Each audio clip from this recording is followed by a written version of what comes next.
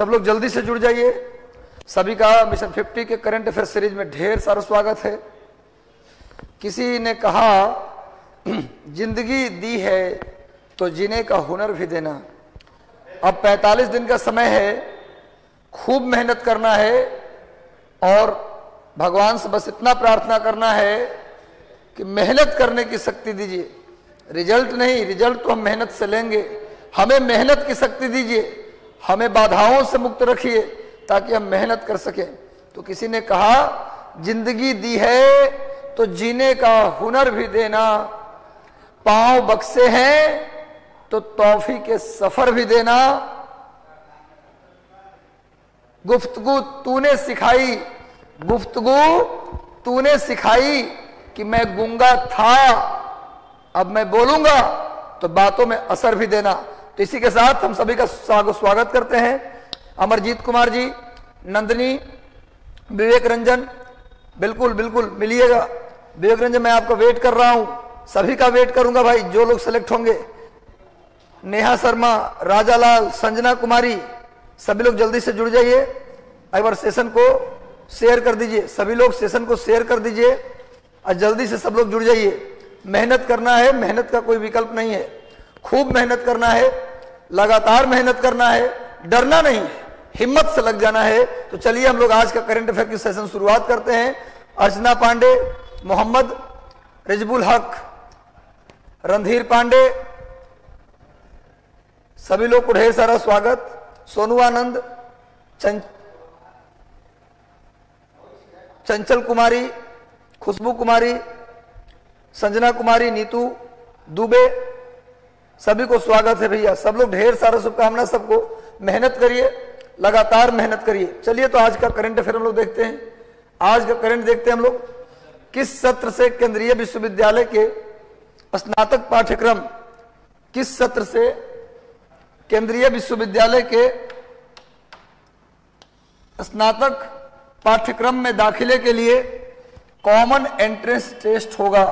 कौन से सत्र से common entrance test, CET, central university जो है ना भारत का, भारत में जितने भी सेंट्रल विश्वविद्यालय है, बिहार में 2 है, मोतिहारी और गया, और उत्तर प्रदेश में 4 तो सिंपली है, लेकिन टोटल 6 विश्वविद्यालय है। पूरे देश में जितने भी केंद्रीय विश्वविद्यालय, जैसे JNU, DU, इसका अलग अलग पेपर नहीं होगा। अब पूरे विश्वविद्यालय की सीटें निकलेंगी, उसका एक कॉमन टेस्ट होगा और रैंक के आधार पर आपको विश्वविद्यालय मिलेगा। तो कॉमन एंट्रेंस टेस्ट होगा, मुझे लगता है बेहतर है, ऐसा होना चाहिए। तो कॉमन एंट्रेंस टेस्ट अब होगा केंद्रीय विश्वविद्यालय के लिए किस सत्र से? 2021-22, 22-23, 23-24 या 24-25।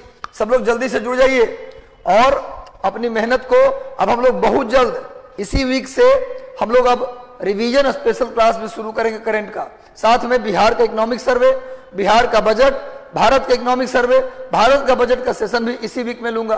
तो आप लोग तैयार रहिए, रेडी रहिए मेहनत करने के लिए। तो हम लोग लगातार इस वीक से ही सब कुछ शुरू करने वाले हैं, बस सेशन के साथ लगातार बने रहिएगा। इसका सही उत्तर होगा 2022-23। 22-23 मतलब इसी साल के सेशन में जो आने वाला है फॉर्म आएगा, उसमें केंद्रीय विश्वविद्यालय में अब एडमिशन के लिए कॉमन एंट्रेंस टेस्ट होगा। चलिए बहुत अच्छी बात है। चलिए नेक्स्ट आते हैं, आगे आ जाओ। इस बार कुल कितने लोगों को पद्म पुरस्कार दिया गया है? कुल कितने लोगों को पद्म पुरस्कार? पद्म पुरस्कार मतलब 3। आप जानते हैं कि पद्म पुरस्कार 3 है, पद्म विभूषण, पद्म भूषण और पद्मश्री। ठीक है। वैसे नागरिक सम्मान, सिविलियन अवार्ड कितने हैं? 4। भारत रत्न, उसके बाद पद्म विभूषण, फिर पद्म भूषण, फिर पद्मश्री। अगर पूछा जाए कितने नागरिक सम्मान तो 4। सबसे बड़ा भारत रत्न, दूसरे नंबर पर बड़ा पद्म विभूषण, तीसरे नंबर पर सबसे बड़ा पद्म भूषण और चौथे नंबर पर पद्मश्री। तो 4 अवार्ड हैं, क्रम से मैंने बताया है पावर के हिसाब से। सबसे ज्यादा बड़ा भारत रत्न, उसके बाद पद्म विभूषण, उसके बाद पद्मश्री, पद्म भूषण, उसके बाद पद्मश्री। तभी पद्म पुरस्कार कितने लोगों को दिया गया है? 110, 117, 118, 128। जल्दी से सब लोग उत्तर दीजिए। पूजा कुमारी, नंदिनी शर्मा, अर्श चौहान, सुबोध सागर, नेहा शर्मा, आर्यन कुमार जी, मोहम्मद जकी अनवर, चंदा कुमारी, खुशबू कुमारी, आर्यन कुमार, पायल झा, राहुल कुमार जी, सुबोध सागर, तजेंद्र प्रताप, चलिए सभी लोग जल्दी से उत्तर दीजिए। मनोहर यादव, मैं भी पूछूंगा, बिल्कुल पूछिए। Ritu Kumari, Subodh, Amarjeet Kumar ji, entertainment, Neha Sharma, sir please आपका कुछ क्विज कब आएगा? बिल्कुल आएगा मेरा क्विज, मैं बहुत जल्द अपने ज्योग्राफी का भी क्विज लाऊंगा, भूगोल का क्विज और एक मिसलेनियस क्विज लेकर आऊंगा मैं। आप लोग लगातार जुड़िए। हम अगर प्रॉमिस किए हैं तो रात को 1 बजे भी आना पड़े तो आएंगे लाइव। हम आपके लिए कुछ भी करेंगे। हम बस चाहते हैं कि जितने लोग हमसे जुड़े हैं सबका रिजल्ट हो, सबका रिजल्ट हो, ये मैं चाहता हूं। और ये मेरे चाहने से नहीं होगा, ये मेरे चाहने से नहीं होगा, आपको चाहना होगा। यानी कि चाहने का मतलब जितना मैं पढ़ा रहा हूं, अभी तक जितना सेशन ले चुका हूं, सबका रिवीजन 5-5 बार कम से कम करिए। प्रिंट आउट निकलवाइए, ऑफलाइन पढ़िए, ऑनलाइन पढ़िए, पर पूरे कंटेंट का रिवीजन चाहिए 5-5 बार, तब पॉसिबल होगा हमारा सपना। हम जब चाहते हैं भैया कि आपका रिजल्ट हो, उसके लिए कुछ ट्रिक्स भी मैंने बताया था कि मॉडर्न हिस्ट्री को आप कम से कम 5 बार पढ़ जाइए। कहां से? लूसेंट से। अब टाइम नहीं रहा स्पेक्ट्रम पढ़ने का, टाइम नहीं रहा बिपिन चंद्रा पढ़ने का। प्लीज रिक्वेस्ट है कि अब मोटी मोटी ग्रंथ मत पढ़िए। अब आपके पास जो भी गाइड है, चाहे केबीसी नैनो है या लूसेंट है या क्राउन है, तीनों में से कोई एक। अब कुछ कुछ लोगों कमरे में 3-3 गाइड रहता है, ये भी गलत बात है। कोई एक गाइड रखिए। अगर 3 किताब आपने ले रखा है तो उसमें से 2 को कहीं बांध के रख दीजिए, और जो कोई एक उसमें से निकाल लीजिए जिसकी भाषा सरल हो, और उसको निकाल करके वहीं से मॉडर्न हिस्ट्री पढ़ लीजिए 5 बार। वहीं से साइंस निकालिए 5 बार, साइंस मॉडर्न हिस्ट्री हो गया। और वहीं से पॉलिटी निकालिए 2 से 3 बार, पॉलिटी आसान होता हो जाएगा। इसके बाद ज्योग्राफी, जितना मेरा लेक्चर पड़ा है इस चैनल पर, इसी चैनल पर मेरा सारा लेक्चर एक बार देख लीजिएगा। भूगोल में एक सवाल नहीं छूटेगा, गारंटी है, ये मैं अपनी तरफ से बता रहा हूं आपको। और करंट का पूरा सीरीज देख लीजिए, एक प्रश्न छूटने वाला नहीं है। तो लगातार जुड़ते रहिए, जोड़ते रहिए और आग लगाते रहिए उन बाधाओं में जो आपको रोकता है लक्ष्य तक पहुंचने से। तो जो बात बताया हूं उसको करिए। 45 दिन में सब कुछ करना है। चलो, इस बार कुल कितने लोगों को पद्म अवार्ड मिला? ये मिला है 128 लोगों को पद्म पुरस्कार इस बार मिला है। 128 लोगों को पद्म पुरस्कार मिला है। नोट कर लीजिएगा। सामने देखिए, ये पद्म पुरस्कारों की सूची मैंने दे दिया है। पद्म विभूषण, पद्म भूषण और पद्मश्री। ज्योग्राफी का बिल्कुल आएगा जुल्फिकार अंसारी। हाँ बिल्कुल देख लीजिए, पूरा सीरीज इसमें है। कंप्लीट क्लास का वीडियो पड़ा हुआ है। सर इस बार हाल में बीपीएससी क्रैक करना है, बिल्कुल इस बार हर हाल में करना है। हम भी तो यही बोल रहे हैं, इस बार हर हाल में। इस बार जितना सीट है ना, देखो सीटें भी अधिक हैं, और सीट अधिक नहीं केवल बढ़िया बढ़िया पोस्ट भी है। इस बार कोई अपॉर्चुनिटी छोड़ना नहीं है। जो मैं तरीका बता रहा हूं कर लो। कम से कम 5-5 बार मॉडर्न हिस्ट्री, साइंस, पॉलिटी 5-5 बार। जो कराया हूं करंट, जो कंटेंट गया है टेलीग्राम चैनल पे, उसको प्रिंट आउट निकालो। नहीं मन है तो वहीं पर देख के पढ़ाई कर लो, लेकिन 5-5 बार पढ़ लिए और मेरा जो सारा वीडियो ज्योग्राफी का देख लिए, तो फिर बचता क्या है? हो जाएगा। और 10 को जो मैथ का सवाल आता है ना, वो किसी कीमत पर गलती नहीं होना चाहिए। रिजल्ट रुक जाए, हम लॉस्ट स्टाम्प पेपर पर लिख देते हैं, नहीं रुकेगा रिजल्ट। बस जैसे बताया हूं उस तरीका को फॉलो करो। चलो भैया, पद्म पुरस्कार मिला 128 लोगों को। अगला क्वेश्चन आइए। कल ही बताया था पुतुल उत्सव दिल्ली में हुआ है। पुतुल उत्सव का आयोजन दिल्ली में किसके द्वारा इसे संचालित किया गया? क्वेश्चन है, किसके द्वारा पुतुल उत्सव का संचालन किया गया? ललित कला एकेडमी, संगीत नाटक एकेडमी, साहित्य एकेडमी या भारतीय ज्ञानपीठ? किसने किया? चलिए, अब की बार बीपीएससी पर बिल्कुल SK thank you. Priyanka Kumari, Rinki कुमारी, सबको धन्यवाद, सबको शुभकामनाएं। सब लोग, आप लोग का ही प्यार है। ये प्यार है आपका जो होली के दिन भी मुझे खींच लाया इस स्टेज तक। होली के दिन भी मुझे यहां आना पड़ा, ये आपका प्यार है, आपका स्नेह है। हमारी पूरी शुभकामना है भाई। भगवान से प्रे भी है कि आप वहां तक पहुंचे जहां पहुंचना चाहते हैं। पुतुल उत्सव का आयोजन दिल्ली में हुआ, कल मैंने बताया था। इसका आयोजन किसने किया? ललित कला एकेडमी, संगीत एकेडमी, साहित्य एकेडमी, भारतीय ज्ञानपीठ। इसका सही उत्तर होगा संगीत नाटक एकेडमी के द्वारा पुतुल उत्सव का आयोजन किया गया। पुतुल उत्सव का आयोजन संगीत नाटक एकेडमी के द्वारा किया गया। नोट कर लो मेरे भाई। देखिए सामने, आज हम लोग टॉप 50 क्वेश्चन देखेंगे। संगीत नाटक एकेडमी के द्वारा पुतुल उत्सव का आयोजन किया गया। बिल्कुल पीडीएफ आंसर कलर या राउंड। अच्छा, चलिए नेक्स्ट आइए, विश्व जल दिवस कब मनाया जाता है? वर्ल्ड वाटर डे कब मनाया जाता है मेरे भाई? विश्व जल दिवस कब मनाया जाता है? 21 मार्च, 22 मार्च, 23 मार्च या 24 मार्च? चलिए, आर पार की लड़ाई कर देनी है। इस 45 दिन में अपने आप को तपस्वी बना लीजिए। गलना पड़े तो गल जाइए, पिघलना पड़े तो पिघल जाइए। क्या करना है? इस शरीर रह के क्या करेगा? बेस्ट करना है। धरती पर जन्म लेकर आए हैं तो टॉप करना है। इस बार बीपीएससी तोड़ना है, अगली बार सिविल सर्विसेज आईएएस के लिए भी लग जाना है, टॉप पोस्ट हासिल करना है। हम चाहते हैं कि हमारे माध्यम से, हमारे मोटिवेशन से आप आगे बढ़ें, ताकि कम से कम देखिए, टीचर की कमाई पूंजी, ये मैं सेंटिमेंटल हो जाता हूं कभी कभी इन बातों को बोलते हुए।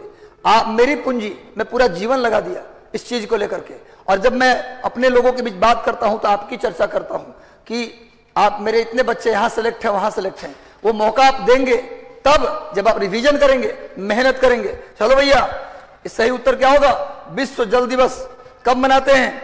विश्व जल दिवस कब मनाते हैं? सभी लोग आंसर कीजिए, आसान सा प्रश्न है। 22 मार्च। विश्व जल दिवस कब मनाया जाता है मेरे भाई? 22 मार्च को मनाते हैं। विश्व जल दिवस 22 मार्च को मनाया जाता है। विश्व जल दिवस कब मनाते हैं भाई? 22 मार्च को। चलिए आगे आइए, नेक्स्ट देखिए, विश्व जल दिवस सामने। जल है तो जीवन है, जल है तो जीवन है भाई, जल के बिना जीवन नहीं है। चलिए, अच्छा एक चीज और, विश्व जल दिवस पहली बार कब मनाया गया था? पहली बार 1993 में। नोट कर लीजिए, पहली बार 1993 में। विश्व जल दिवस की शुरुआत कब से हुआ है? 1993 से। विश्व जल दिवस की शुरुआत 1993 से हुआ। नोट कर लो, विश्व जल दिवस की शुरुआत 1993 से हुआ। नेक्स्ट आइए, पुष्कर सिंह धामी हाल ही में कहां के मुख्यमंत्री नियुक्त हुए हैं? पुष्कर सिंह धामी कहां के मुख्यमंत्री अपॉइंट हुए हैं?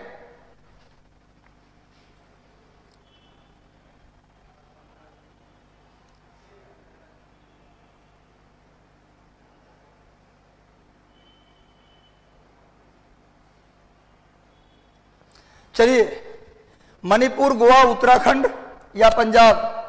मणिपुर, गोवा, उत्तराखंड या पंजाब? सही उत्तर तो सब लोग जानते होंगे, उत्तराखंड। उत्तराखंड के मुख्यमंत्री बने हैं पुष्कर सिंह धामी।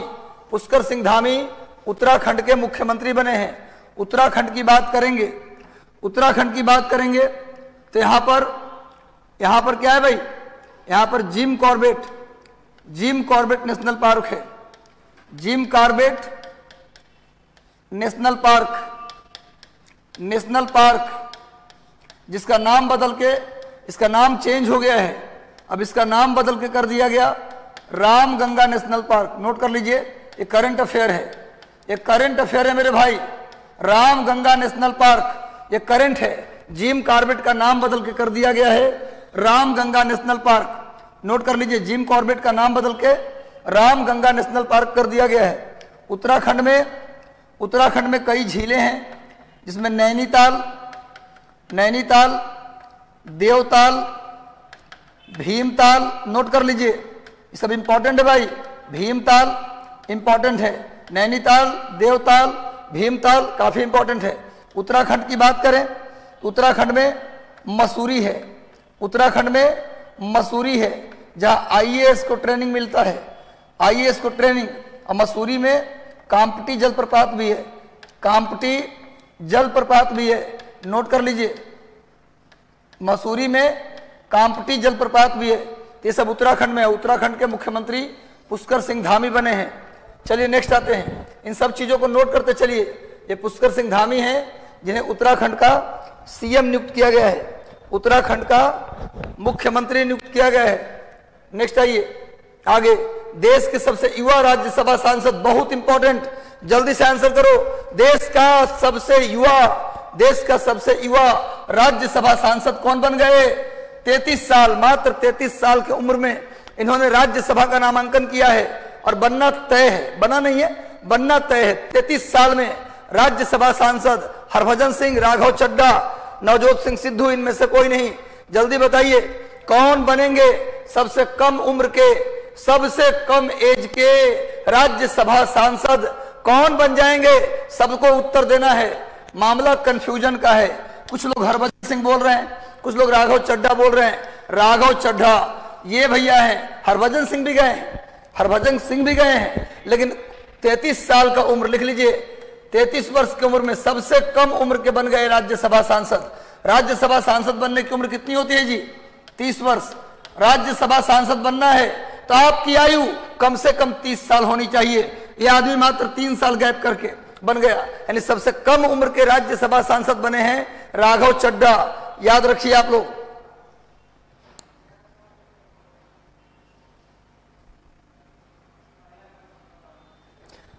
राघव चड्ढा सबसे कम उम्र के राज्यसभा सांसद बन जाएंगे। देखिए सामने राघव चड्ढा है, आम आदमी पार्टी के नेता। चलिए जल्दी से आप लोग जुड़ जाइए और मेहनत करना है। मेहनत का कोई विकल्प नहीं होता, मेहनत के सिवा और कोई विकल्प भी नहीं है। तो मेहनत करना है, आगे बढ़ना है।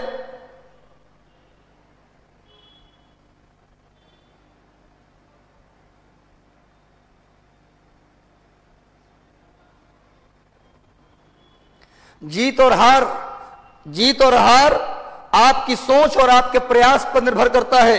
मान लो तो हार होगी, ठान लो तो जीत होगी। जीत और हार आपकी सोच और आपके प्रयासों पर निर्भर करता है। मान लो तो जीत, नहीं मान लो तो जीत, ठान लो तो जीत, और नहीं मानो तो हार। भैया लगातार जुड़े रहो और जीत को सुनिश्चित करते रहिए।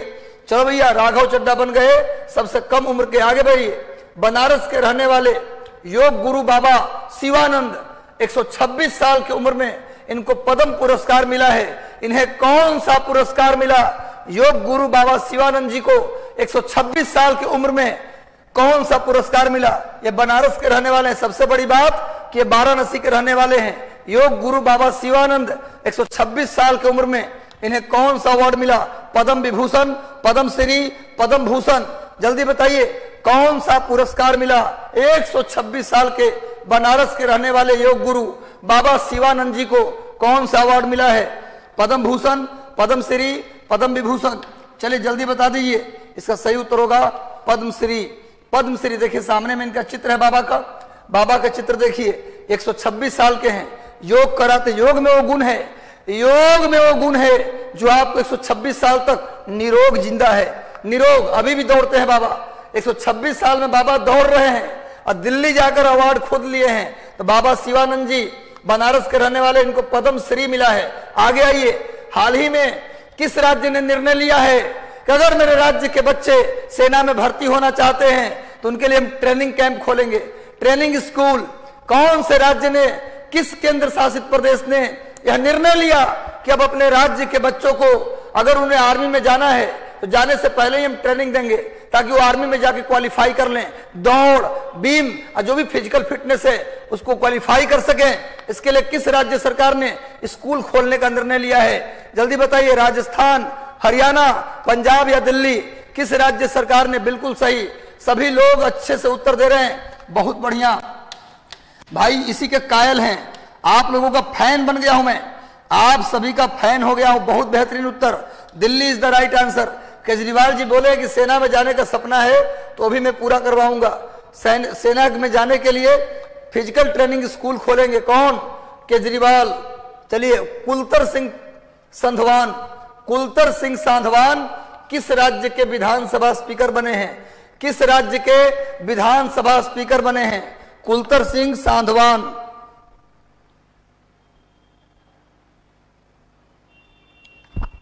यदि आपके जीवन में कोई समस्या आती है तो 2 ऑप्शन आपके हाथ में होता है। यदि आपके सामने कोई समस्या आती है तो 2 ऑप्शन होता है, भाग लो या भाग लो, भाग लो या भाग लो। समझ लो बात? या तो भाग जाओ या तो उसमें हिस्सा लो। भाग लो मतलब हिस्सा लो।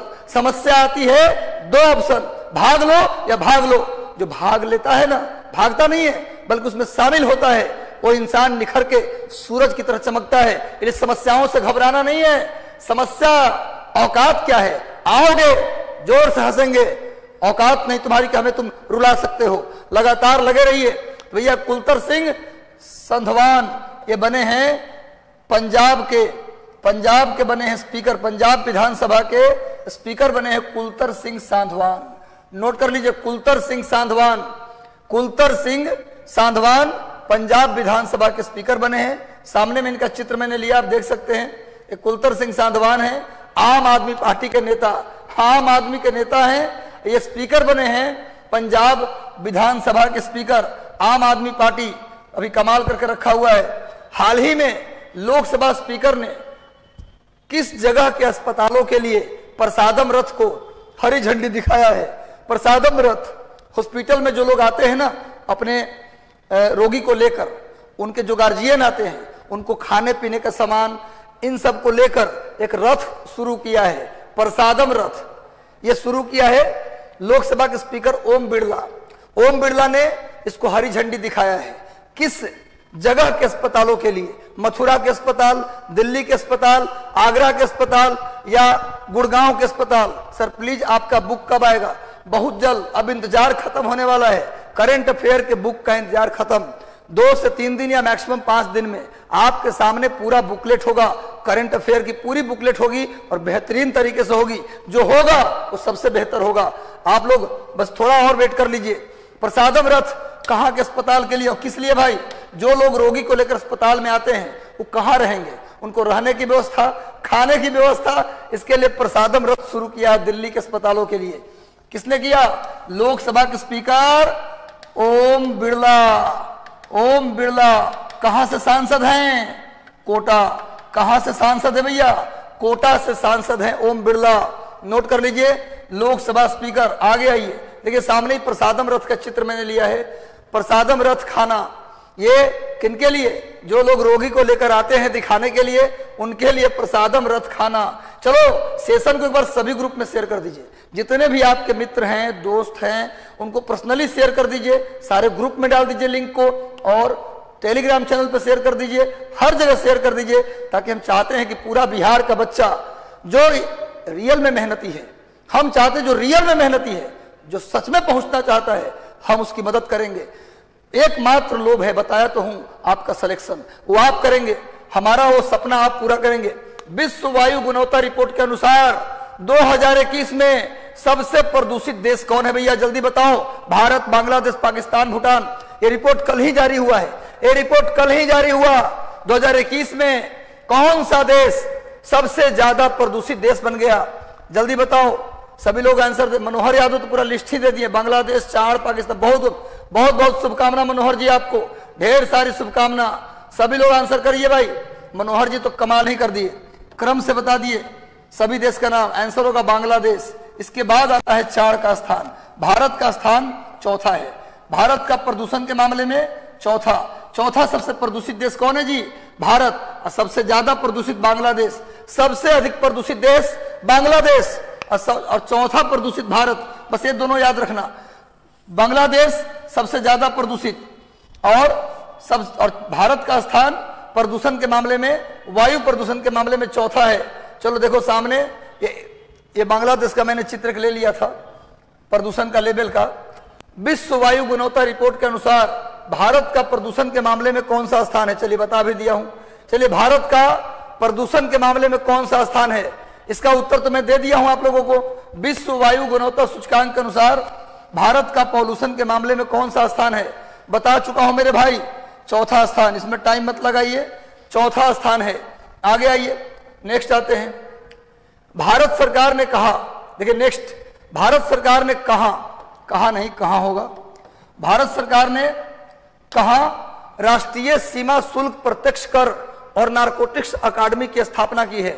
भारत सरकार ने कहां पर, किस जगह पर राष्ट्रीय सीमा शुल्क अप्रत्यक्ष कर और नारकोटिक्स एकेडमी कहां पर खोल रहा है भैया? नारकोटिक्स एकेडमी, राष्ट्रीय सीमा शुल्क अप्रत्यक्ष कर और नारकोटिक्स एकेडमी।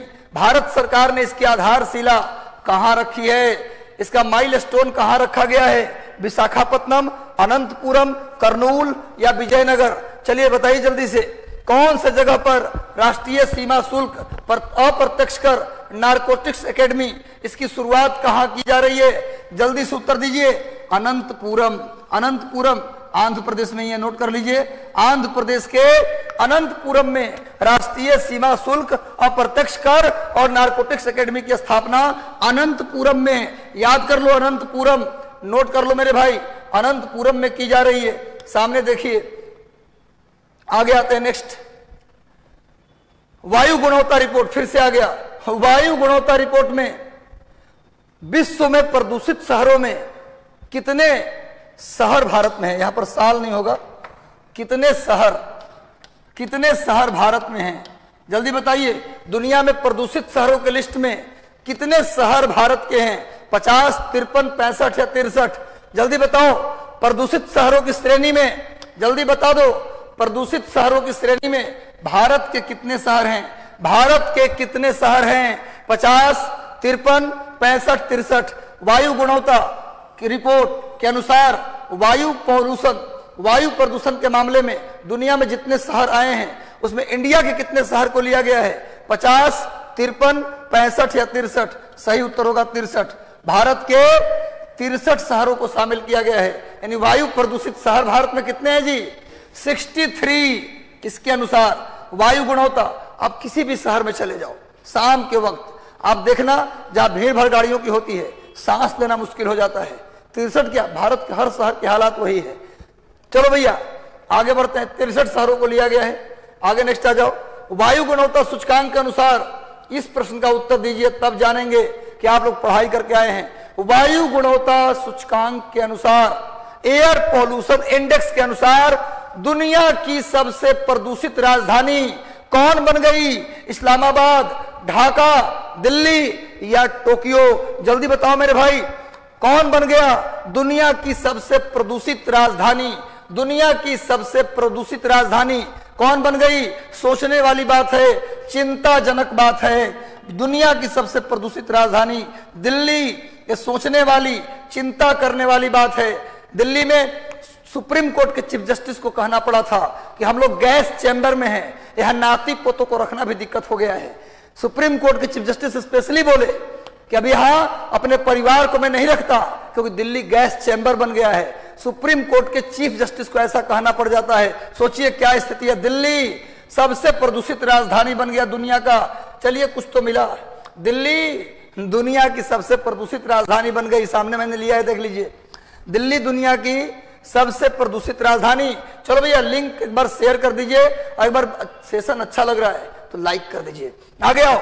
हाल ही में किस मानक वाले डीजल वाहनों को सुप्रीम कोर्ट ने रजिस्ट्रेशन देने की अनुमति दे दी है? किस मानक वाले डीजल वाहन को सुप्रीम कोर्ट ने रजिस्ट्रेशन कराने की अनुमति दे दी है? BS4, BS5, BS6 या BS7? जल्दी बताइए, किस वाहन को सुप्रीम कोर्ट ने कहा है कि अब आप रजिस्ट्रेशन करवा सकते हैं? डीजल इंजन जिसका मानक है BS1, BS2, BS3। BS का मतलब भारत स्टेज। BS का फुल फॉर्म क्या होता है? BS का मतलब होता है बच्चों भारत स्टेज। भारत स्टेज 1, 2, 3, 4। तो किस मानक वाले डीजल वाहन को सुप्रीम कोर्ट ने कहा है कि अब आप रजिस्ट्रेशन करवा सकते हैं? BS4, BS5, BS6 या BS7? सही उत्तर BS6। BS6 के वाहनों को रजिस्ट्रेशन कराने की अनुमति दे दी है सुप्रीम कोर्ट ने। BS6 वाहनों को रजिस्ट्रेशन कराने की अनुमति दे दी है सुप्रीम कोर्ट ने। BS6 सामने में ये मैंने उसका दिया है एक लोगो BS6 का, जिसको अनुमति सुप्रीम कोर्ट ने दिया है। आगे आइए। हाल ही में केंद्रीय जल शक्ति मंत्री गजेंद्र सिंह शेखावत ने सुजलाम अभियान पार्ट 2 की शुरुआत की है। केंद्रीय जल शक्ति मंत्री एक तो जीके ही हो गया, केंद्रीय जल शक्ति मंत्री कौन है? गजेंद्र सिंह शेखावत। इन्होंने सुजलाम अभियान पार्ट 2 शुरू किया है। किस लिए? घरों में शुद्ध भोजन को पहुंचाना, खुले में शौच मुक्त बनाना, गंदे पानी का प्रबंधन करना, रोजगार देना। जल्दी बताइए, रोजगार देना किसे? केंद्रीय जल शक्ति मंत्री गजेंद्र सिंह शेखावत ने जो सुजलाम अभियान चलाया है उसका उद्देश्य क्या है? घरों में शुद्ध भोजन कराना, खुले में शौच मुक्त बनाना, गंदे पानी का प्रबंधन करना या लोगों को रोजगार देना। सभी लोग जल्दी से आंसर कीजिए और सेशन को एक बार सभी लोग शेयर कर दीजिए।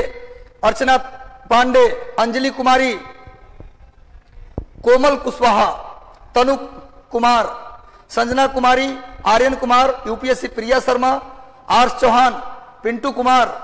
मैं भी पूछूंगा, सभी लोग सेशन को एक बार शेयर कर दीजिए। सेशन अच्छा लग रहा तो लाइक कर दो, लाइक करोगे मुझे पता चलेगा मैं बेहतर पढ़ा रहा हूं, आप लोग भी बेहतर कर रहे हैं। इसका सही उत्तर होगा सी, बिल्कुल सही कहा आपने। गंदे पानी के प्रबंधन के लिए सुजलाम पार्ट 2, सुजलाम अभियान पार्ट 2, गजेंद्र सिंह शेखावत। अब सरकार ने क्या कहा है कि नदी में जो शहर का गंदा पानी जाता है ना, एक एक बूंद पानी का इस्तेमाल करेंगे, उससे खाद बनाएंगे, उस पानी को रिफाइन करके वही घरों में पीने के लिए सप्लाई भी करेंगे। नाली का पानी, लेकिन उसको कंप्लीटली जर्म फ्री कर दिया जाएगा, ऐसा नहीं कि वही पानी दे दिया जाएगा। शहरों में तो वो समय आएगा जब नाली के पानी का प्रॉपर यूज होगा, जब भारत की जनसंख्या होगी लगभग 2 अरब के आसपास, तब होगा। चलो भैया, ये सामने सुजलाम अभियान है, सुजलाम अभियान जिसकी शुरुआत किया गया है। नेक्स्ट आइए, हाल ही में क्रेडिट रेटिंग एजेंसी फिच, हाल ही में एक तो ये लोग कंफ्यूज किया हुआ है, हर 1 महीना के बाद रेटिंग गिराता है बढ़ाता है। चलो भैया, हाल ही में क्रेडिट रेटिंग एजेंसी फिच ने भारत के विकास दर के अनुमान को घटाकर कितना प्रतिशत कर दिया? एग्जाम में आता है, सबसे बड़ी बात कि एग्जाम में पूछते हैं कि भैया क्रेडिट रेटिंग एजेंसी फिच के अनुसार हाल ही में कितना बताया गया है, भारत के विकास दर के अनुमान को कितना बताया गया? 8.7, 8.5, 9.7, 9.5। जल्दी से उत्तर दीजिए।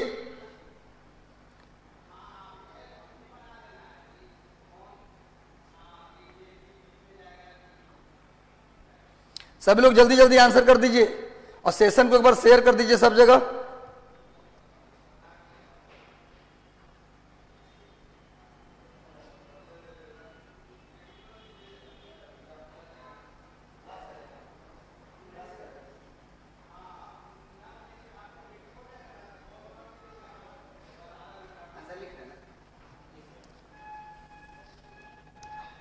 चलिए,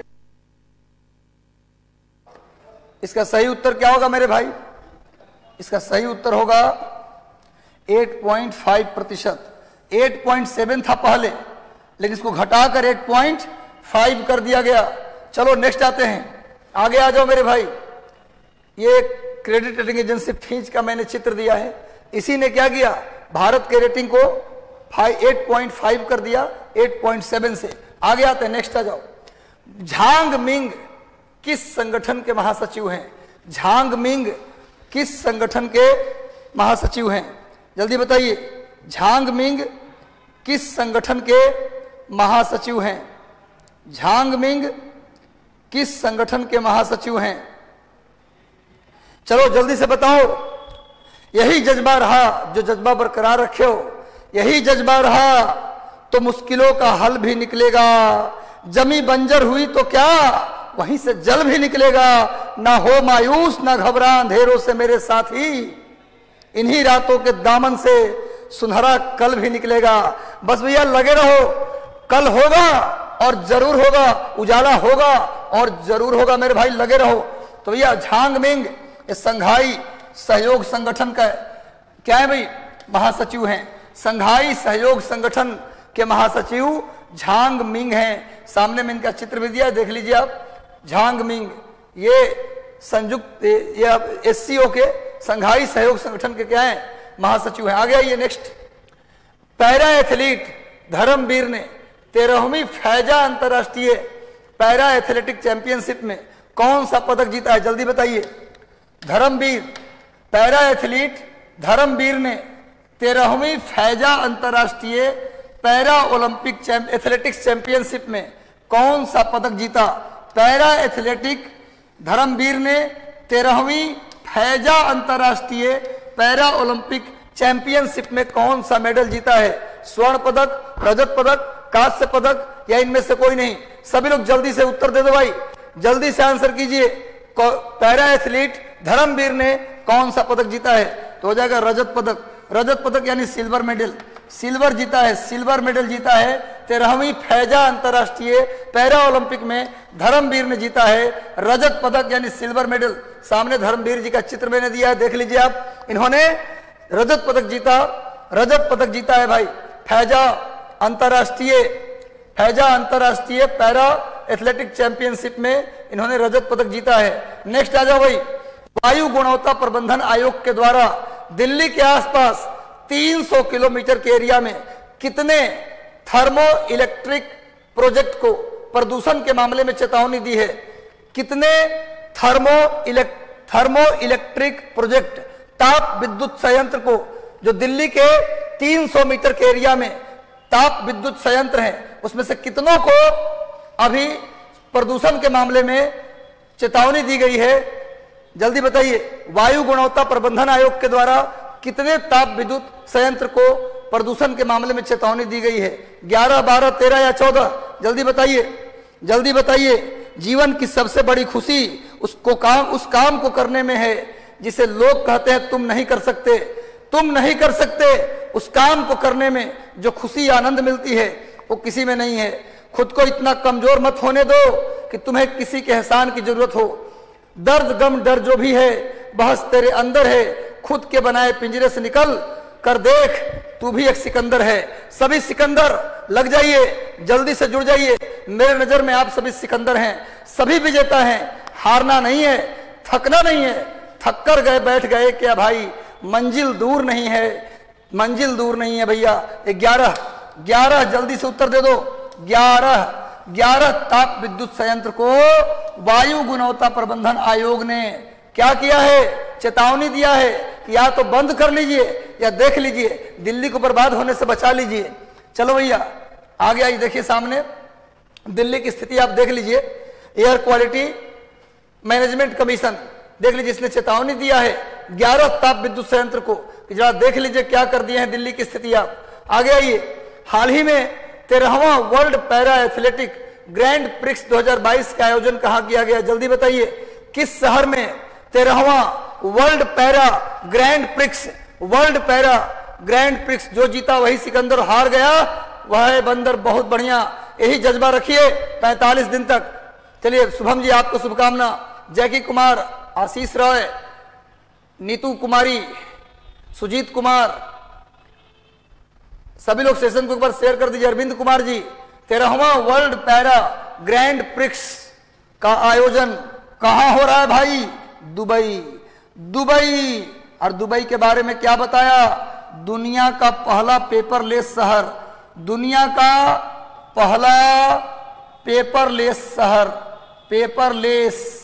शहर दुबई।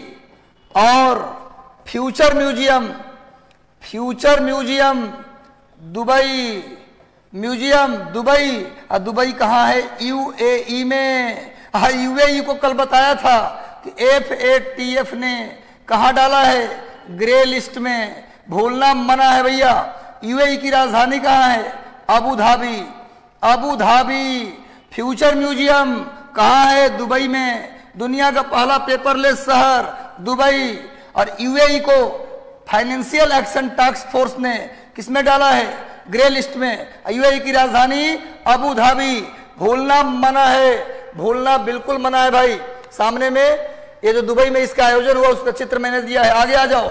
नेक्स्ट, हाल ही में पाक जलडमरू मध्य को तैर कर पार करने वाली सबसे इंपॉर्टेंट, सबसे महत्वपूर्ण और सबसे इंपॉर्टेंट, हाल ही में पाक जलडमरू मध्य को तैर कर पार करने वाली सबसे कम उम्र की महिला तैराक कौन बन गई? सबसे कम उम्र की महिला तैराक कौन बन गई? पाक जलडमरू मध्य। अगर चित्र बनाते हैं तो देख लीजिए, अगर देखते हैं आप इसको देख लीजिए आप लोग। इंडिया का मैप बना दिया मैंने। यहाँ पर श्रीलंका है, यहाँ पर भैया श्रीलंका है। श्रीलंका और भारत के बीच में जो चैनल दिखाई दे रहा है इसी को बोलते हैं पाक जलडमरू मध्य। पाक जलडमरू मध्य। इसको तैर कर पार करने वाली सबसे कम उम्र की लड़की कौन बन गई?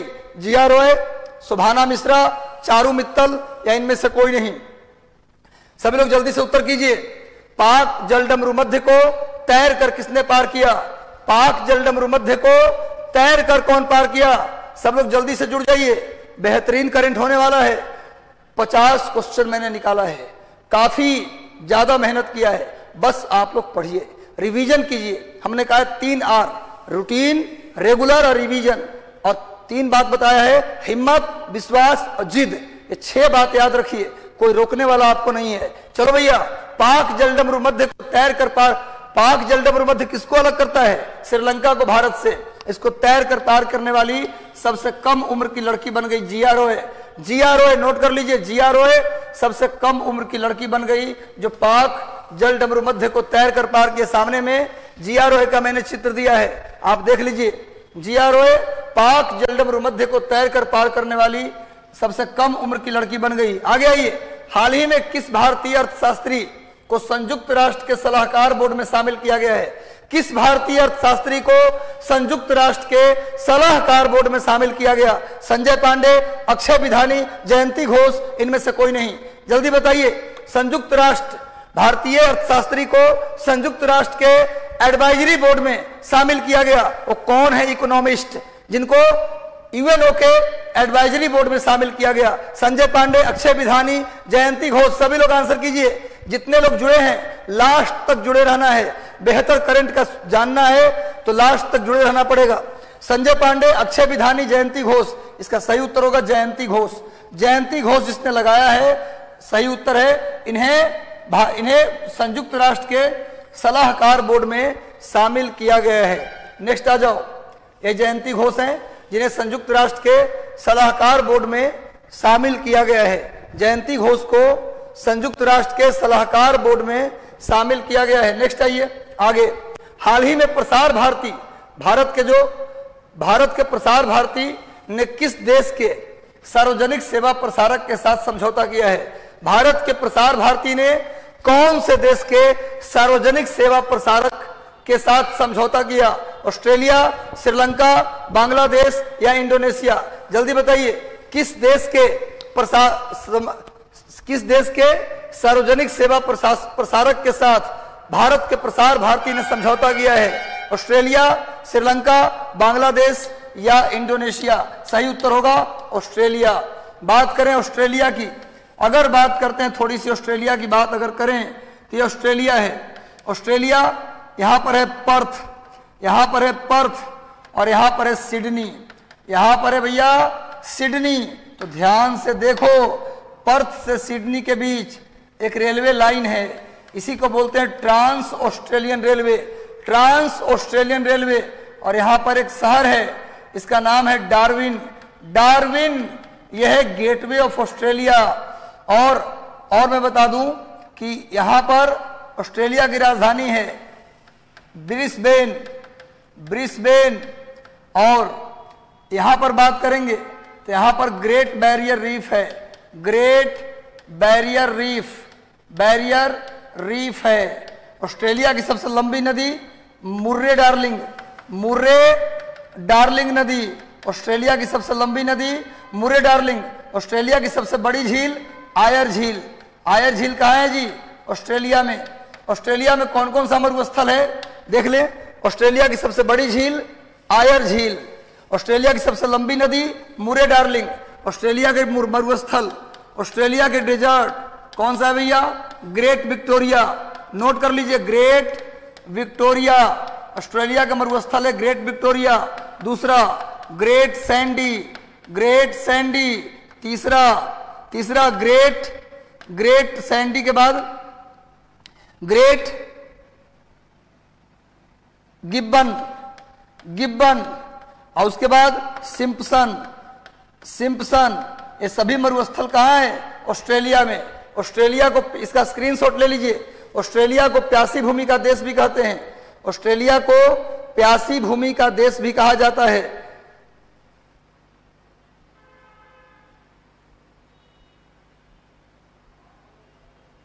चलिए, जल्दी से अपने आप को छोटा नहीं समझना, अपने आप को हमेशा बहादुर समझना है। हम जीतने के लिए आए हैं और जीतेंगे, ये समझना है। बारिश की बूंदें भले ही छोटी हो लेकिन उनका लगातार बरसना बड़ी नदियों का बहाव बन जाता है। मैंने क्या बोला? रोज पढ़ना, लगातार पढ़ना।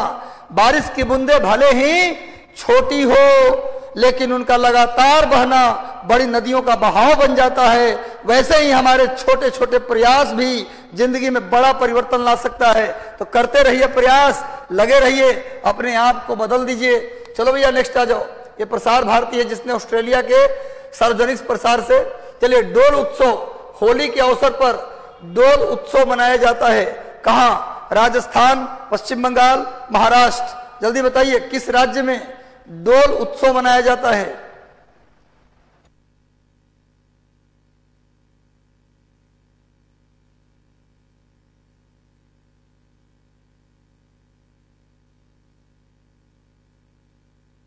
डोल उत्सव कहां मनाया जाता है? जल्दी बताइए, डोल उत्सव कहां मनाया जाता है? राजस्थान, पश्चिम बंगाल, महाराष्ट्र या इनमें से कोई नहीं? डोल उत्सव का आयोजन कहां करते हैं? जल्दी जल्दी सभी लोग उत्तर दीजिए। चलो भाई, डोल उत्सव पश्चिम बंगाल। मेहनत कर लो एक बार, नहीं चलेगा कोई चोरी, कर लो मेहनत, काम चोरी से काम नहीं चलेगा। नींद सबको आता है, नींद किसे नहीं आता, लेकिन जिसने अपनी रातें जागी हैं उसी के जीवन में एक अच्छा सवेरा आया है। चलो भैया, डोल उत्सव पश्चिम बंगाल में मनाया जाता है। देखिए सामने डोल उत्सव का मैंने एक चित्र भी लिया है, यही पश्चिम बंगाल के होली के अवसर का डोल उत्सव है जो मनाया जाता है पश्चिम बंगाल में।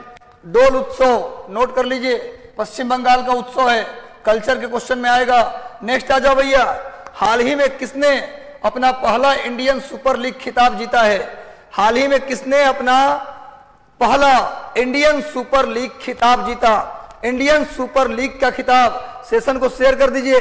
प्रियंका कुमारी, आशीष रॉय, सपना चौहान, जकी कुमार, नेहा यादव, मनीष कुमार झा, रितु कुमारी, यूपीएससी प्रिया शर्मा, अभय कुमार दास, शुभम, नुसरत जहां, सुजीत कुमार, निकिता कुमारी, अर्चना, अरविंद, सभी लोग जल्दी से जुड़ जाइए। मनोहर,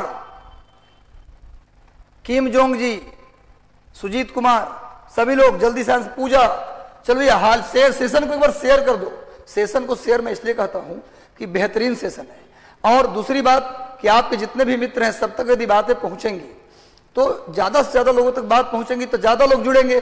तो जोड़ना है लोगों को, जोड़ना है, तोड़ना नहीं, जोड़ना है, तोड़ो नहीं जोड़ो। इंडियन सुपर लीग को जीतने वाला पहला टीम कौन बन गया? Hyderabad FC. Hyderabad FC note कर लीजिए, इंडियन सुपर लीग खिताब पहली बार किसने जीता? हैदराबाद एफसी। नोट कर लीजिए, हैदराबाद एफसी। आगे आते हैं, देखो सामने इंडियन सुपर लीग का मैंने चित्र लिया है, इसको जीतने वाला हैदराबाद एफसी। हैदराबाद एफसी। आगे आ जाओ भैया, हाल ही में किस बैंक ने NARCL में 109 करोड़ रुपए का निवेश करेगा? कौन सा बैंक? कौन सा बैंक NARCL में 109 करोड़ रुपए का निवेश करेगा? 109 करोड़ रुपए का निवेश कौन सा बैंक करेगा? Bank of Baroda, PNB Punjab national bank, या बैंक ऑफ इंडिया? इसका सही उत्तर होगा बैंक ऑफ इंडिया के द्वारा NARCL में 109 करोड़ रुपए का निवेश किया जाएगा। सामने देखिए बैंक ऑफ इंडिया है, इसके द्वारा 900 करोड़ रुपए का, 109 करोड़ रुपए का निवेश किया जाएगा। आगे आइए, 23 मार्च को भगत सिंह, राजगुरु और सुखदेव, जाना नहीं काम होगा बेहतर। आज का दिन हम सभी भारतीयों के लिए एक ऐसा दिन है जब हम कह सकते हैं कि हमारे देश में ऐसे भी लोग थे जो अपने भविष्य के सपनों को त्याग कर देश के लिए हंसते हंसते फांसी पे झूल गए। भगत सिंह, राजगुरु, सुखदेव। भगत सिंह, राजगुरु और सुखदेव। 1926 में भगत सिंह ने भारत नौजवान सभा की स्थापना की। 1926 में भगत सिंह ने भारत नौजवान सभा की स्थापना की। 1928 में 1928 में भगत सिंह के जो पार्टी थी भारत नौजवान सभा, उसे विलय कर दिया गया हिंदुस्तान रिपब्लिकन एसोसिएशन में और बन गया हिंदुस्तान सोशलिस्ट रिपब्लिकन एसोसिएशन। ये वही भगत सिंह हैं जिन्होंने लाला लाजपत राय के बदला लेने के लिए कर्नल स्कॉट पर बम फेंका, लेकिन किस्मत खराब था सैंडर्स की, उसको लगा गोली, सैंडर्स को गोली मारकर हत्या कर दी। मारने गए थे स्कॉट को, मिल गया सैंडर्स, उसी को गोली मार दिए। तो सैंडर्स को गोली मार के हत्या कर दी। असेंबली पर बम फेंका 1929 में।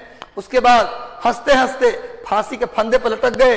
23 मार्च 1931 को कहां फांसी दी गई? जल्दी बताओ, कहां फांसी दी गई? जल्दी बताओ भैया, कहां फांसी दी गई? Lahore central jail. बहुत बढ़िया, बहुत अच्छा उत्तर आप लोग दे रहे हैं। लाहौर सेंट्रल जेल में फांसी दी गई भगत सिंह को। इनकी पार्टी का नाम क्या था? 1926 में भारत नौजवान सभा। नोट कर लीजिए, नौजवान सभा। इनकी किताब का नाम क्या था? भगत सिंह के बुक का नाम था मैं नास्तिक क्यों हूं। मैं नास्तिक क्यों हूं। नोट कर लीजिए, मैं नास्तिक क्यों हूं। ये किताब किसकी है? भगत सिंह की है। नेक्स्ट आइए, आगे आते हैं भैया, आगे आ जाओ। देखो सामने भगत सिंह, राजगुरु सुखदेव, जिन्हें लाहौर सेंट्रल जेल में फांसी दी गई थी, उनका मैंने चित्र लिया। आगे आ जाओ। 23 मार्च 1931। हाल ही में 3 दिवसीय शहनाई उत्सव कहां मनाया गया? हाल ही में 3 दिवसीय शहनाई उत्सव कहां मनाया गया? जल्दी बताइए। शहनाई उत्सव, हाल ही में 3 दिवसीय शहनाई उत्सव कहां मनाया गया? चलिए, जीत आपकी। नूतन सिंह, रितु कुमार, सपना चौहान, न्यू राज इन्फोटेक मधेपुरा। सबको स्वागत है भाई, सबको स्वागत है हमारे चैनल पर। मेहनत करना है। और एक बात बताएं, एक मेहनत ही ऐसा कुंजी है जिससे दुनिया का हर ताला खुलता है। सरस्वती, जिसे आप पढ़ के ग्रहण करते हैं, आपकी विपरीत परिस्थिति में आपकी संपत्ति जा सकती है, लेकिन सरस्वती कभी नहीं जाती है। ज्ञान आप मान के चलिए कि पूरा जीवन काम आता है। तो इतना पढ़ो, इतना पढ़ो, इतना पढ़ो, सिलेक्शन तो हो ही जाए, पूरे जीवन आपका काम आए। चलो भैया, 3 दिवसीय शहनाई उत्सव कहां मनाया गया? जल्दी से उत्तर दीजिए। ग्वालियर, वाराणसी, गोरखपुर या बक्सर? शहनाई उत्सव कहां मनाया गया? सभी लोग जल्दी बताओ। 3 दिवसीय शहनाई उत्सव, 3 दिवसीय शहनाई उत्सव कहां मनाया गया? गेस करो। शहनाई कहां बजेगी? गोरखपुर में कि बक्सर में कि ग्वालियर में कि बनारस में? हमें तो लगता है बनारस में बजेगी शहनाई। वैसे शहनाई वादक, शहनाई बजाने वाले बिस्मिल्लाह खां बक्सर से थे, बिहार के बक्सर से थे बिस्मिल्लाह खां, लेकिन रहते थे बनारस में। बनारस घराना भी है। तो शहनाई उत्सव कहां मनाया गया? बनारस। देखो सामने शहनाई उत्सव बनारस का मैंने चित्र भी लिया है। चलो भाई, वाराणसी, मसान का शहर वाराणसी। अभी बताओ जल्दी, बनारस के किस घाट को, बनारस के गंगा घाट को, किस गंगा घाट को नमो घाट नाम दिया गया है? बनारस के किस, बताओ, जो बताएगा अभी तुरंत भेजेंगे कैमरा के माध्यम से डेयरी मिल्क। भैया बता दो जल्दी, बनारस के किस घाट का नाम बदल के नमो घाट कर दिया गया? जो बताएगा मेरे नजर में हीरो होगा भैया। 80 घाट नहीं, गलत उत्तर। 80 घाट नहीं है भैया, जल्दी बताओ। हाँ, शक्ति कुमार नेगी, इन्होंने सही बताया, खड़किया घाट। नेगी जी, आपके लिए एक डेयरी मिल्क पहुंच गया। देखो, नेगी जी ने सही बताया। बनारस के खड़किया घाट को नाम बदल के कर दिया गया नमो घाट। हाल ही में किस देश ने मिजोरम की सीमा के साथ और अधिक सीमा हाट खोलने का पहल किया है? कौन से देश ने कहा है कि मिजोरम की सीमा पर, ये जो सीमा पर जो सीमा हाट देख रहे हैं ना, सीमा हाट का मतलब आवाजाही का जो रास्ता होता है ना, उसी को बोलते हैं सीमा हाट। किसी भी देश के साथ आने जाने के जो रास्ते होते हैं ना, उसी को सीमा हाट बोलते हैं। तभी किस देश ने मिजोरम में और भी रास्ते खोलने के लिए कहा, पहल किया है? चीन, बांग्लादेश, नेपाल और भूटान। सबसे पहली बात कि मिजोरम का बाउंड्री न चीन से लगता है, न नेपाल से लगता है, न भूटान से लगता है। तो आंसर तो क्लियर हो गया। कभी भी देखो, परीक्षा में ना आए ना, तो कभी कभी कंपेयर कर लिया करो। बांग्लादेश नोट कर लीजिए। बांग्लादेश ने क्या किया है? मिजोरम आपने देखा होगा, ये अगर मैप देखे, नॉर्थ ईस्ट का मैप यदि आप देखते हैं तो ये जो मैप नॉर्थ ईस्ट का है, इसमें है, ये है मिजोरम, यही मिजोरम है भाई, देख लो, ये मिजोरम है। यहाँ पर ये मणिपुर है, यहाँ पर ये मणिपुर है, यहाँ पर ये नागालैंड है। नोट कर लीजिए, बाद में इस तरह का जानकारी आपको नहीं मिलने वाला। यहाँ पर ये अरुणाचल प्रदेश है, अरुणाचल प्रदेश है। ये जानकारी दोबारा नहीं मिलेगा जो मैपिंग में करा रहा हूँ। और यहाँ पर ये जो देख रहे हैं आप, ये त्रिपुरा है। ये क्या है भैया? त्रिपुरा।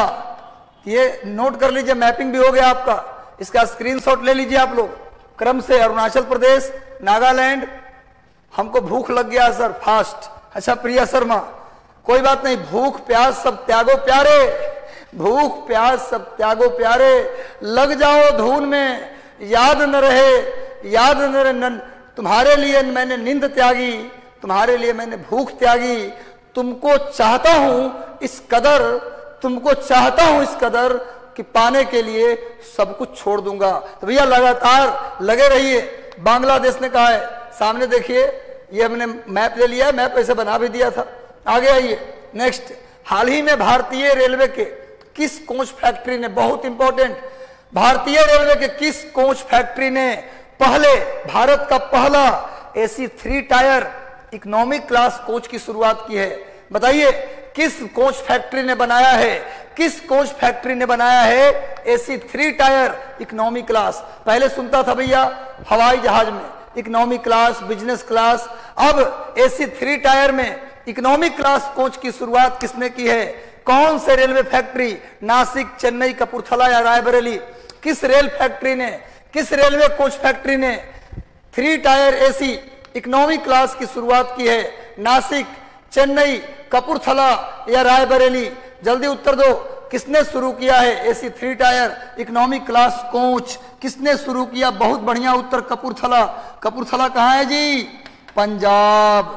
चेन्नई में कोई फैक्ट्री नहीं है, लेकिन चेन्नई के बगल में ही पेराम्बोर है, पेराम्बोर, चेन्नई के बगल में ही पेराम्बोर कोच फैक्ट्री है। तो भारत में रेलवे कोच फैक्ट्री कहाँ है जी? पेराम्बोर, कपूरथला, रायबरेली, यहाँ रेलवे का कोच बनता है। कपूरथला पंजाब, पेराम्बोर तमिलनाडु में है, चेन्नई के बगल में, और रायबरेली उत्तर प्रदेश, रायबरेली उत्तर प्रदेश, यहाँ रेलवे कोच फैक्ट्री है। नोट कर लीजिए, रेलवे कोच फैक्ट्री कहाँ कहाँ? चेन्नई, कपूरथला, रायबरेली। और रेलवे का इंजन कहाँ बनता है? तो Chittaranjan, Madhepura. Diesel locomotive work Varanasi, तो बनारस, मधेपुरा, चितरंजन, इस सब जगहों पर क्या बनता है? रेल का इंजन, कोच नहीं बनता। और कोच कहाँ बनता है? तो पेराम्बोर, पंजाब, और उत्तर प्रदेश के रायबरेली। भूलना मना है भैया। सामने देखिए, उस कोच का मैंने चित्र लिया है। इकोनॉमी क्लास कोच जो है उसको देख लीजिए आप, कभी यात्रा करना हो तो भैया देख लीजिए आप लोग। हाँ, नासिक में भी है भाई। देखिए इकोनॉमी क्लास कोच है, इसकी बुकिंग अलग से होगी। 3 क्लास एसी का अलग होगा, इकोनॉमी क्लास की अलग बुकिंग होगी। आगे आ जाओ। किस राज्य के किसानों ने हाल ही में फ्रेश फ्रूट केक मूवमेंट की शुरुआत की है? किस राज्य की सरकार ने फ्रेश फ्रूट केक मूवमेंट शुरू किया है? जल्दी बताइए। फ्रेश फ्रूट केक मूवमेंट, किस राज्य की सरकार ने फ्रेश फ्रूट केक मूवमेंट की शुरुआत की है? सभी लोग बिल्कुल सही उत्तर दे रहे हो, सबका आंसर दो, सब लोग आंसर करिए, बैठे मत रहिए। महाराष्ट्र, महाराष्ट्र की सरकार ने हाल ही में फ्रेश फ्रूट केक मूवमेंट की शुरुआत की है। फ्रेश फ्रूट केक मूवमेंट की शुरुआत करने वाला राज्य महाराष्ट्र। और महाराष्ट्र में क्या है जी? बंबई और नोहवा सेवा, नोहवा सेवा, ये 2 बंदरगाह हैं, 2 बड़े बंदरगाह हैं। पूछा जाए कि एक और है बधवान, बधवान, नोट कर लीजिए 3, यानी कि पूछा जाए महाराष्ट्र में कितने बड़े बंदरगाह? तो 3 बड़े बंदरगाह, बड़े बंदरगाह, नोट कर लो मेरे भाई, 3 बड़े बंदरगाह। भारत में टोटल 14 बड़े बंदरगाह, 14 बड़े बंदरगाह, उसमें से अकेले 3 कहाँ? महाराष्ट्र में, बंबई, नोहवा सेवा और बधवान। नोट कर लीजिए। आगे आते हैं नेक्स्ट भैया, आगे आ जाओ। यही देखो सामने दिया हुआ है, Maharashtra farmers free fruit cake movement की शुरुआत महाराष्ट्र के किसानों ने की है, देख लीजिए। नेक्स्ट आइए। हाल ही में किस कंपनी के उपाध्यक्ष सीजर सेन गुप्ता ने इस्तीफा दे दिया है? हाल ही में किस कंपनी के उपाध्यक्ष डिप्टी चेयरमैन सीजर सेन गुप्ता ने इस्तीफा दे दिया है? व्हाट्सएप, फेसबुक, गूगल या माइक्रोसॉफ्ट? किस कंपनी के उपाध्यक्ष डिप्टी चेयरमैन ने? सर मुंबई, बिल्कुल। अच्छा हाँ, मुंबई को, अच्छा मैंने बंबई लिख दिया, वो पुराना नाम लिख दिया, कोई बात नहीं, मुंबई होगा, कोई दिक्कत नहीं, समझना है ना। मुंबई, नोवा सेवा और बधवान, ये 3 बड़े पोर्ट हैं। भारत में कुल 14 बड़े पोर्ट हैं। कौन कौन? कौन कौन? बंगाल में हल्दिया, नोट कर लो, उड़ीसा में पारादीप, विशाखापत्तनम, आंध्र प्रदेश, तमिलनाडु में भी 3, एन्नौर, मद्रास और तुतीकोरिन। मद्रास को चेन्नई बोलते हैं, ये मत बोल देना सर चेन्नई नहीं लिखिए। और केरला में कोची, कर्नाटक में मैंगलुरु, उसके बाद गोवा में मर्मगोवा और महाराष्ट्र में 3 हो गया, गुजरात में 1 कांडला। सब लोग जल्दी से नोट कर लो, सभी लोग उत्तर दो। किस कंपनी के? गूगल। क्या आंसर होगा? गूगल करके मत बताना, गूगल करके मत बता देना, गूगल आंसर होगा। नेक्स्ट आइए, आगे बढ़ते हैं। सामने इनका चित्र भी मैंने दिया है, आप देख सकते हैं, इन्होंने रिजाइन कर दिया। आगे बढ़िए। हाल ही में एथेनॉल नीति जारी करने वाला भारत का कौन सा राज्य बन गया पहला? एथेनॉल की नीति जारी करने वाला, इथेनॉल नीति जारी करने वाला भारत का पहला राज्य। I hate WhatsApp, Neha Yadav. बिल्कुल, जब तक बीपीएससी नहीं हुआ व्हाट्सएप को हेट करना है। व्हाट्सएप, फेसबुक, सोशल मीडिया से दूर हो जाओ और किताबों पर रगड़ रगड़ के लाल, पीला, हरा डिफरेंट पेन से इतनी बार पढ़ो कि परीक्षा में आए तो फटाफट 1 घंटे में पेपर 120 हो जाए। चलो भैया, लगातार हाल ही में एथेनॉल नीति, हमारा सबसे बड़ा समय सोशल मीडिया लेता है। यूट्यूब से लेके, यूट्यूब पे जो हम लोग शॉर्ट वीडियोस देखने लगते हैं, फेसबुक पर देखने लगते हैं, हमारा समय जो जो आप चैनल पे जो चीज देख रहे हैं उसके बाद सीधा प्रिंट आउट निकालिए और बुक पढ़िए। लगातार सोशल मीडिया पर केवल पढ़ाई की बातें, सोशल मीडिया से जुड़ना है तो केवल पढ़ाई के लिए। अगर फालतू बातें सामने आती तो इग्नोर करिए। चलो भैया, एथेनॉल नीति जारी करने वाला देश का पहला राज्य हमारा बिहार बन गया। हमारा बिहार एथेनॉल नीति जारी करने वाला भारत का पहला राज्य बन गया। एथेनॉल प्लांट भारत में लगे हैं, गोपालगंज में, पूर्णिया में। सामने देखिए, एथेनॉल प्लांट का मैंने चित्र भी लिया है, गोपालगंज और पूर्णिया। नेक्स्ट आइए, नटखट साइंस लैब। नटखट बने बच्चों के लिए, नटखट बने बच्चों के लिए। नटखट साइंस लैब बिहार के किस जिले के सरकारी स्कूलों में खोला जाएगा? बिहार के किस जिले के सरकारी स्कूल में नटखट साइंस लैब खोला जाएगा? बिहार के किस जिले के सरकारी स्कूल में नटखट साइंस लैब खोला जाएगा? अरवल, भागलपुर, रोहतास या गया? नटखट साइंस लैब, नटखट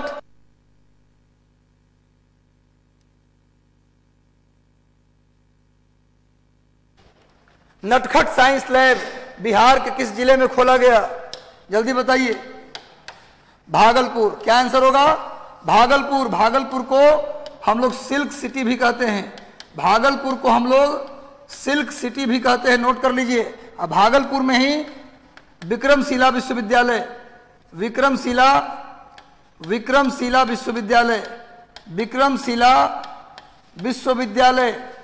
विश्वविद्यालय ये भागलपुर में भाई।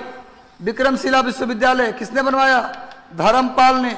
सिल्क सिटी बोलते हैं भागलपुर को। चलिए आगे बढ़ते हैं। नटखट साइंस लैब देखिए सामने, उसका चित्र मैंने लिया, आप एक बार देख सकते हैं। आगे आइए। नेक्स्ट, आधारभूत संरचना सूचकांक, सॉरी आधारभूत साक्षरता सूचकांक में बड़े शहरों की सूची में बिहार का कौन सा स्थान है? जल्दी बताइए। आधारभूत साक्षरता सूचकांक में बड़े राज्यों की सूची में बिहार के शहरों का कौन सा स्थान है? जल्दी बताइए। आधारभूत साक्षरता सूचकांक में बड़े राज्यों की सूची में बिहार का पहला, चौथा, 8वां या अंतिम? सही उत्तर होगा अंतिम स्थान है, नोट कर लीजिए। बिहार का लास्ट रैंक है साक्षरता सूचकांक में। प्रथम स्थान है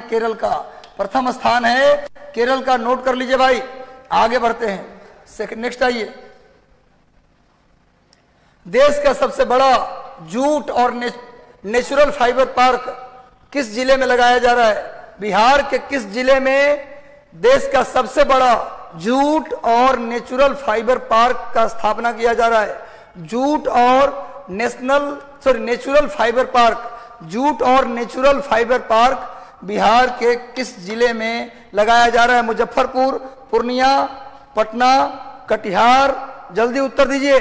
सबके आंसर का आकांक्षी हूं, जल्दी बताइए। सपना, जैकी, नुसरत जहां, मैं भी पूछूंगा, अरविंद जी, जो बाइडेन। चलो सब लोग जल्दी से जुड़ जाओ और सभी एक बार सेशन को शेयर कर दो और सेशन अच्छा लगा तो लाइक कर दो। अब मेहनत करो भैया। अब 45 दिन में भुला जाओ अपने आप को कि हम कौन थे, कहां थे, मुझे तो चाहिए तुम चाहिए ट्रिपल स्टार, तुम मतलब कोई और मत समझना, तुम चाहिए, तेरे सिवा कहीं और जी नहीं लगेगा, ट्रिपल स्टार चाहिए, बस ट्रिपल स्टार। चलो भैया, जूट और फाइबर पार्क कहाँ, इसका सही उत्तर होगा पूर्णिया। पूर्णिया में खोला गया देश का सबसे बड़ा जूट और नेचुरल फाइबर पार्क पूर्णिया में एस्टेब्लिश किया गया है। सब लोग जल्दी जल्दी आंसर कीजिए, आगे बढ़ते हैं, अगला प्रश्न पे आते हैं हम लोग। नेक्स्ट आते, देखो आगे आ जाओ। बिहार सरकार की महत्वाकांक्षी परियोजना के तहत एलिवेटेड रोड किस जिले में बनाया गया है, गया, राजगीर, पटना या मुजफ्फरपुर। बिहार में महत्वाकांक्षी परियोजना के तहत एलिवेटेड रोड कहां बनाया गया, जल्दी से उत्तर दीजिए। एलिवेटेड रोड कहां बनाया गया, एलिवेटेड रोड कहां बनाया गया मेरे भाई।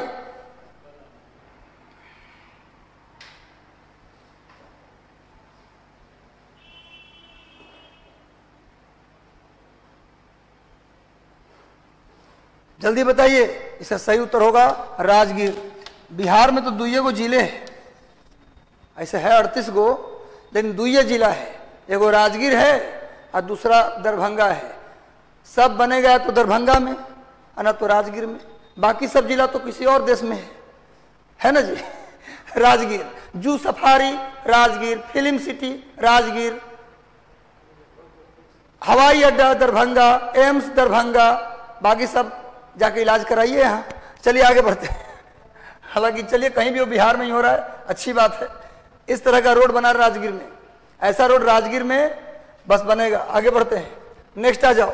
25 दिसंबर 2021, मुझे राजगीर से प्रॉब्लम नहीं है, ये मत सुनना सर राजगीर के विरोधी हैं क्या, मुझे राजगीर से दिक्कत नहीं है।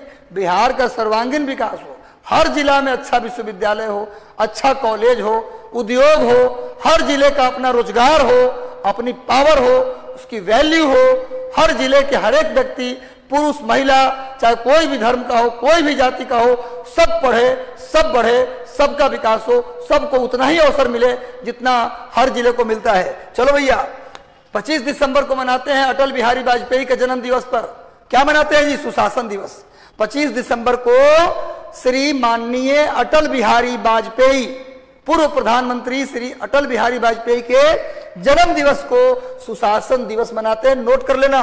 तो 25 दिसंबर 2021 को सुशासन दिवस के अवसर पर केंद्रीय गृह मंत्री और हो गया और सहकारिता मंत्री अमित शाह के द्वारा सुशासन सूचकांक जारी किया गया। इसमें ग्रुप बी में बिहार में कौन सा रंग, सॉरी गलती हो गया टाइप, बिहार को कौन सा स्थान प्राप्त हुआ, यहां पर होगा बिहार को कौन सा स्थान प्राप्त हुआ, जल्दी बताइए। बिहार को कौन सा स्थान प्राप्त हुआ, 5वां, 6ठा, 7वां या 8वां, 5वां, 6ठा, 7वां या 8वां। सर मेरे कमेंट जा रहे हैं, बिल्कुल विद्या पांडे बिल्कुल मैं पढ़ रहा हूं आपके कमेंट को।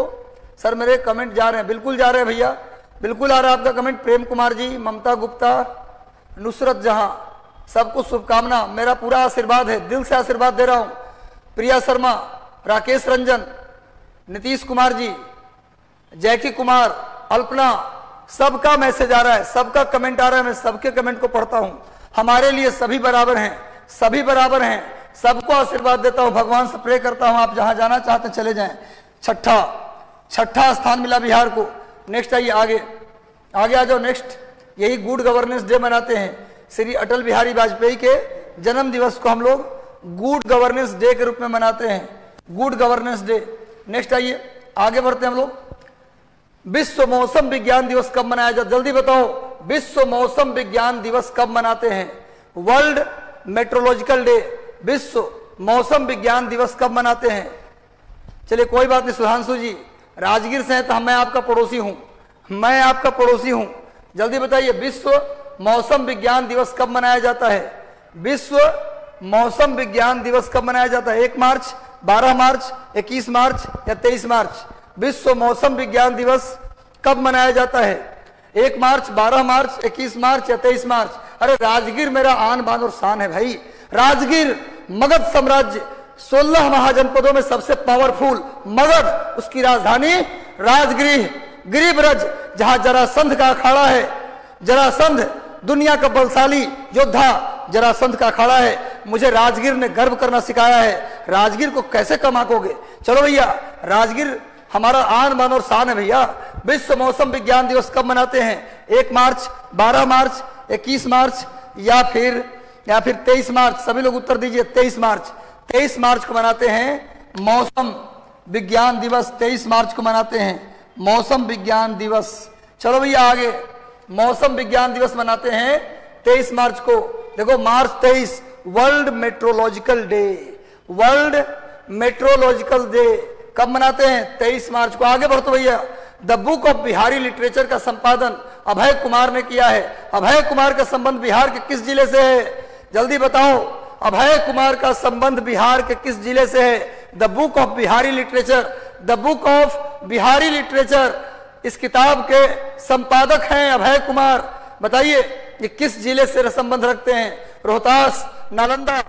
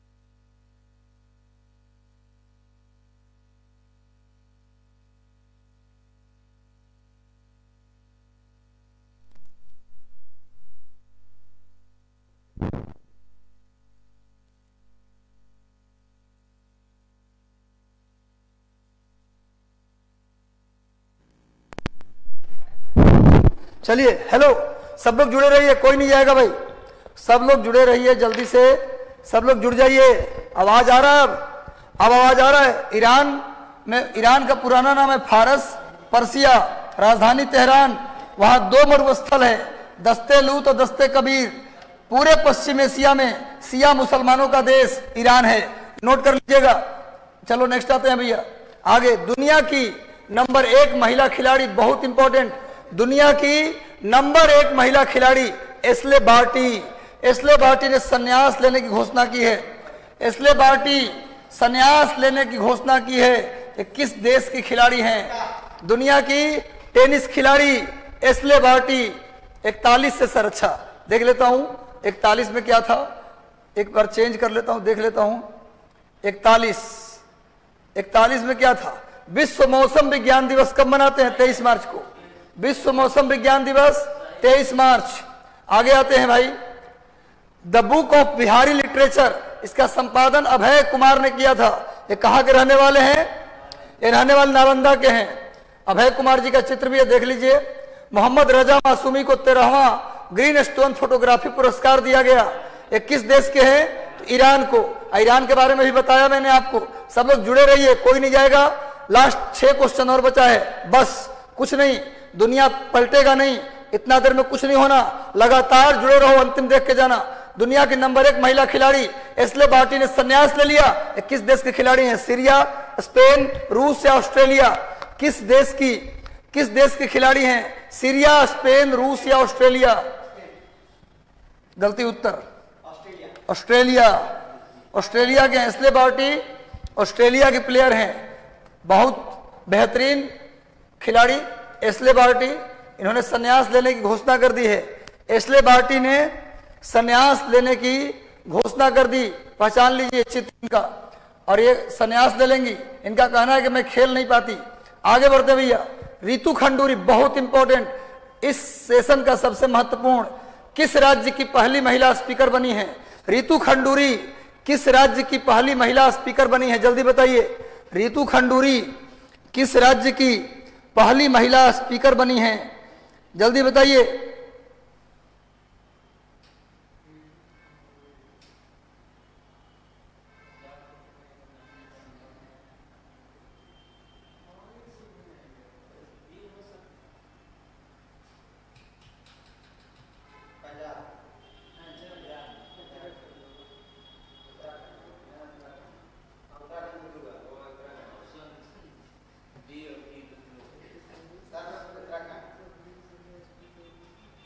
रितु खंडूरी कहाँ की पहली महिला स्पीकर बनी है? कॉन्फिडेंस रखना है भैया, कॉन्फिडेंस से आंसर करो।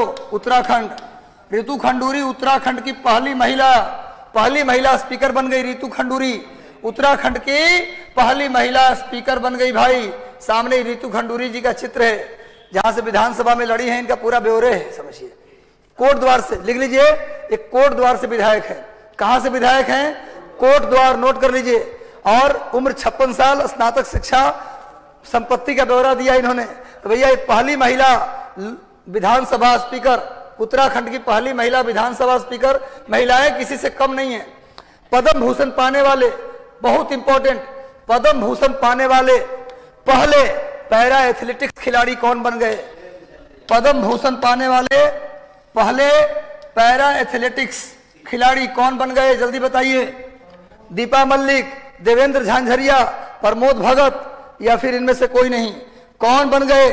जल्दी बताइए। पैरा एथलेटिक कौन बन गए जिनको पद्म भूषण मिला है? पद्म भूषण से सम्मानित होने वाले पैरा एथलेटिक खिलाड़ी कौन बन गए? देवेंद्र झांझरिया। देवेंद्र झांझरिया जैवलिन थ्रो करते हैं, भाला फेंक खिलाड़ी हैं। देखिए सामने, ये पद्म भूषण इनको मिला है। पैरा एथलेटिक के पहले खिलाड़ी बन गए जिनको पद्म भूषण मिला है। पद्म भूषण पाने वाले पहले पैरा एथलीट बन गए देवेंद्र झांझरिया। नोट कर लीजिए। हाल ही में भारतीय मूल के दर्शन शाह, एक व्यक्ति हैं भारतीय मूल के दर्शन शाह, को किस देश के एयरफोर्स में तिलक लगाने की छूट दी गई है कि आप तिलक लगा सकते हैं? किस देश के एयरफोर्स में है ये? जल्दी बताइए।